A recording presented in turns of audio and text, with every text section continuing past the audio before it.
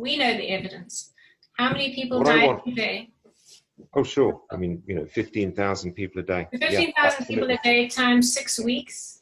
Yeah, sure. First No, I thing, get we have it. to try and get it into the UK.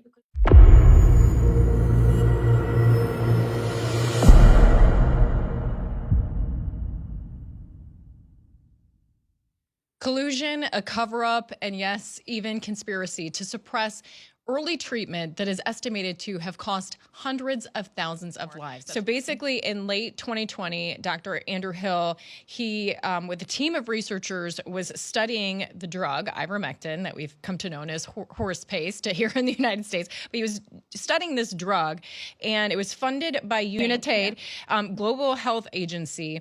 And the early results, he was being very promising. He even came out and said, we might have a way to combat that. And then it was just a month later that his original positive study conclusions on ivermectin, they fell off the rails. And so that's what you observed happen?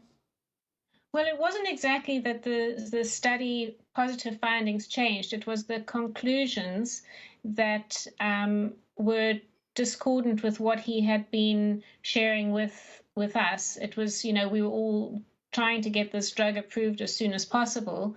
But then his conclusions said that, to the effect that large trials are needed, more trials are needed, and so the regulatory bodies can't review the evidence until these trials are done. And the trials are still not done. So, what it did was it kicked the approval of ivermectin down the road, well, now at least a year. And there's been throughout the year further efforts from various sources to undermine the evidence on ivermectin. And so we're no closer to getting a treatment for COVID, an old repurposed medicine, approved than we were a year ago. Now, I did read that 1 week prior to Andrew Hill's preprint posting of his revised paper, that the University of Liverpool, where he works, received a $40 million grant from Unitaid to study infectious diseases. And so do you, in your opinion, think that this amount of money had anything to do with his change of heart? Well, I have no idea. But what is interesting is that in the conflicts of interest section on the paper, it says no conflicts of interest declared, when in actual fact the University of Liverpool had received substantial grants and money from various drug companies to support the development of competing drugs for COVID. So that would have been worthy of declaring as conflict of interest. So there are a number of issues. In addition, in the funding statement, it says, an unrestricted grant from Unitaid, but there's nothing about the role of the funder in the paper. So there's omissions that need to be clarified with regard to that paper. But unfortunately, that paper has been used by the authorities to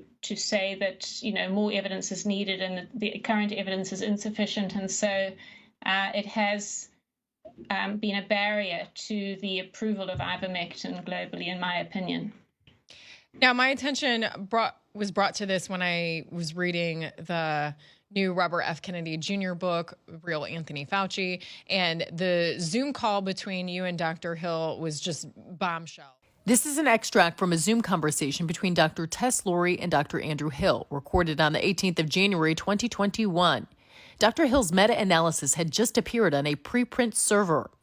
In Dr. Lawrie's opinion, the conclusion did not match the evidence. Rest assured, I'm not going to let this last for a long time. I'm not saying we keep going for another year. The fact that you're saying you're not going to let it last for a long time makes you realize the impact of your work. So how long are you going to let people carry on dying unnecessarily? Up to you. What is the timeline that you've allowed for this then?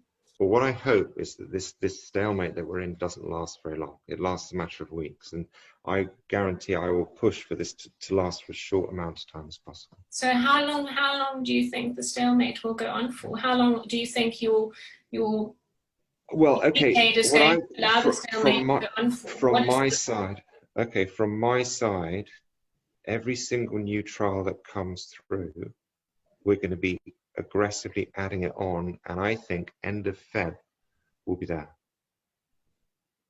6 weeks. How many people die every day? Well, there is a whole group of people who think that ivermectin is complete rubbish. It's I'm not placebo. talking about them. I'm not talking about them. I'm saying we know the evidence. How many people What die every day? Oh, sure. I mean, 15,000 people a day. 15,000 people a day times 6 weeks. Yeah, sure. First, I get we have it. to try and get it into the UK. He seemed to be really uncomfortable and making excuses. The whole transcript's in there. Tell me about how that Zoom call happened and what led up to that. Well, I read Andrew Hill's review. It was a preprint. It wasn't peer-reviewed, but he put it on a preprint server. And before it was published, I asked him if he could send me a copy. And when I read it, which was a couple of days after I received it, I was very concerned, and I emailed him and I said, please retract the paper. It's going to cause immeasurable harm.